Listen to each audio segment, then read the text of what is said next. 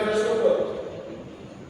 bantuan pembangunan wilayah bagi warga miskin dioperasionalkan melalui program kawasan pemukiman,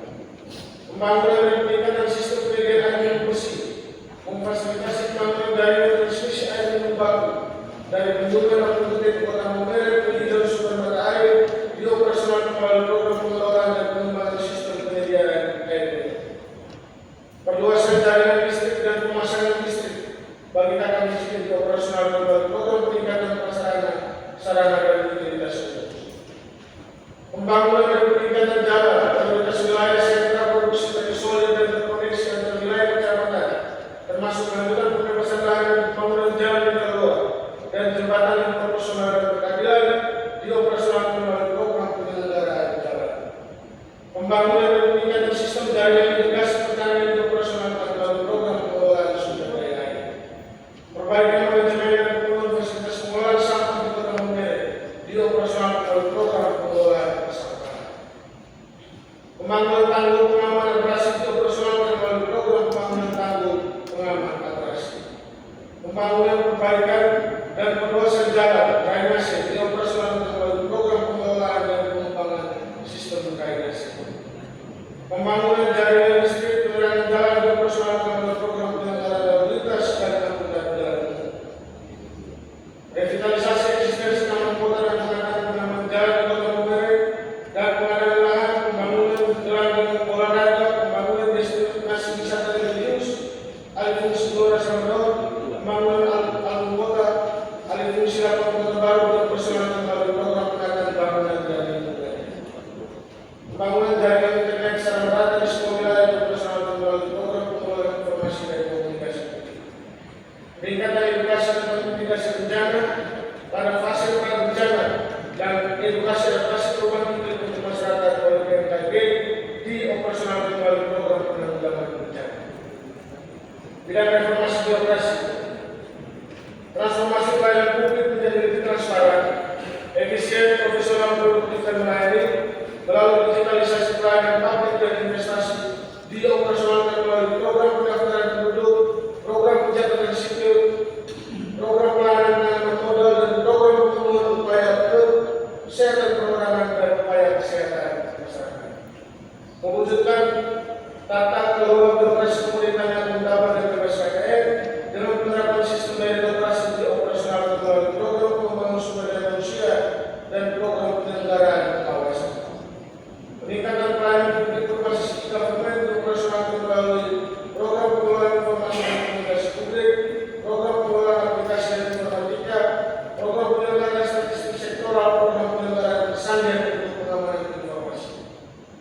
4. Peningkatan penerimaan pendapatan daerah melalui optimalisasi pencapaian target penerimaan daerah dan menggali sumber-sumber potensi penerimaan baru dioperasionalkan melalui program pengelolaan pendapatan daerah, program pemasaran pariwisata, program peningkatan daya tarik destinasi pariwisata, program pengolahan dan pemasaran hasil perikanan, peningkatan sarana distribusi perdagangan,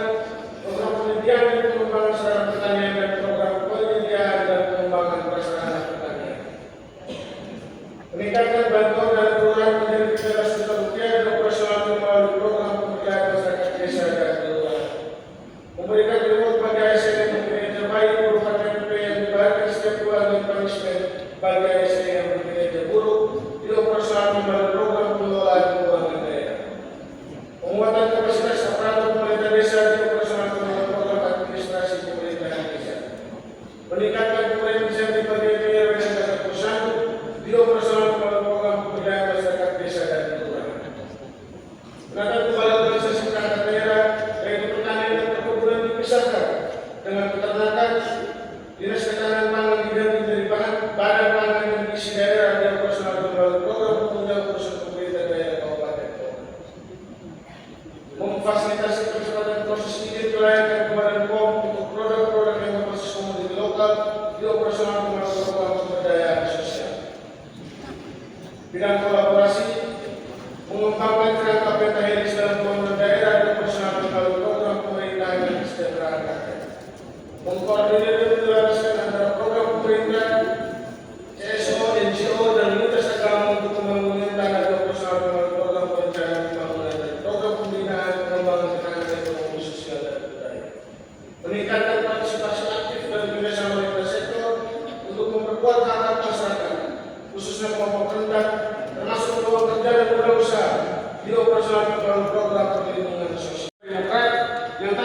dilaksanakan dengan cermat. Selanjutnya pemerintah dapat menjelaskan yang pertama, pertanyaan fraksi terkait program unggulan seperti pembangunan 20.000 unit rumah siap huni dari satu keluarga miskin ekstrem sederhana yang tidak disebutkan eksplisit. Terhadap pertanyaan fraksi pemerintah dapat menjelaskan bahwa sesuai Inmendagri nomor 2 tahun 2025 tentang pedoman penyusunan RPJMD dan register perangkat daerah, maka rumusan program di dalam RPJMD didefinisikan sebagai instrumen untuk mewujudkan tujuan dan sasaran RPJMD yang diperoleh dari hasil cascading bahwa RPJMD membuat visi, misi, tujuan, sasaran, strategi, arah kebijakan dan program. A. Terhadap program unggulan rumah siap huni merupakan program untuk menjawab tujuan RPJMD, yakni mewujudkan infrastruktur daerah yang berkelanjutan, tangguh dan mandiri dengan sasaran daerah meningkatkan kualitas dan keterjangkauan aksesibilitas infrastruktur yang merata dan berkelanjutan melalui strategi penataan permukiman dan pengurangan kawasan perumahan inklusif berbasis kolaborasi dan perangkat daerah meningkatkan akses hunian layak, terjangkau dan berkelanjutan dengan indikator sasaran persentase rumah tangga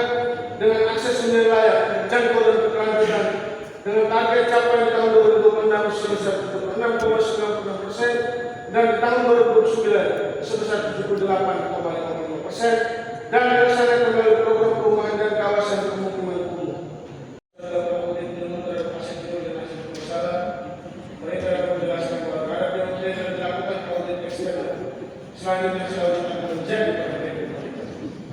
Soal transaksi terhadap infrastruktur dan pelayanan, apakah ada rencana khusus percepatan pembangunan infrastruktur SPB termasuk di wilayah terpencil? Pemerintah dapat menjelaskan bahwa pemerintah desa yang akan datang akan berbasis pada digitalisasi atau berbasis elektronik. Konsekuensinya adalah pemerintah menyiapkan jaringan internet desa. Untuk itu pemerintah telah berkoordinasi dengan lembaga terkait. Soal transaksi terkait program unggulan disampaikan dalam dokumen rapat RPJMD tidak secara eksplisit mengasah kelompok strategis seperti muda, perempuan, dan penyandang disabilitas sebagai subjek pembangunan. Mengapa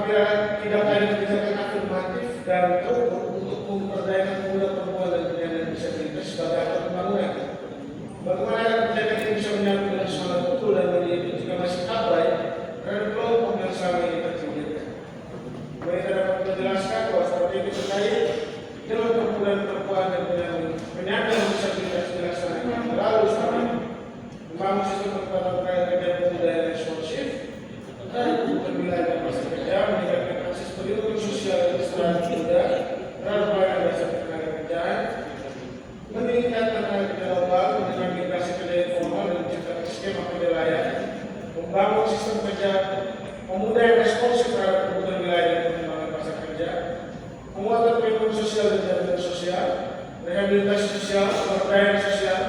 serta penanggulangan kemiskinan yang terintegrasi.